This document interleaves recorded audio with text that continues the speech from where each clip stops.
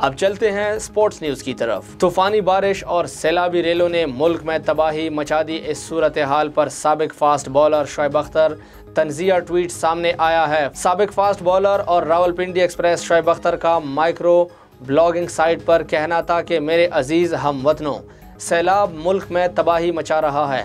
انہوں نے طنز کرتے ہوئے لکھا، چلو جلدی چلو، کھانے پینے کی چیزیں ذخیرہ کر لو اور قیمتیں 4 سے 5 گنا بڑھا دو، کسی کی مدد نہیں کرنا۔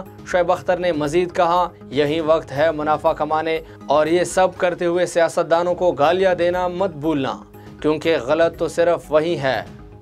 ایشیا کپ 2022 سے آغاز محض ایک دن پہلے قومی ٹیم کو ایک اور بڑا دھچکا لگا ہے۔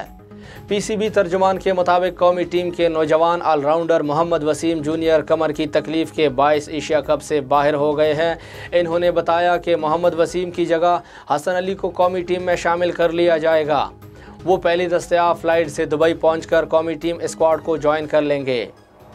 کشمیر پریمیئر لیگ KPL کے دوسرے ایڈیشن میں جیتنے والی ٹیم کپتان شعیب ملک نے اپنی انعامی رقم سیلابی متاثرین کو عطیہ کرنے کا اعلان کر دیا۔ سماجی رابطے کے ویب سائٹ ٹویٹر پر اپنے ایک بیان میں قومی ٹیم کے آل راؤنڈر نے لکھا ہے کہ ایک اور مین آف دا ٹورنامنٹ جیتنے اور ایک ٹرافی کی جیت پر خوشی ہے۔ میں فتح کو سیلاب متاثرین کے لیے وقف کرنا چاہتا ہوں۔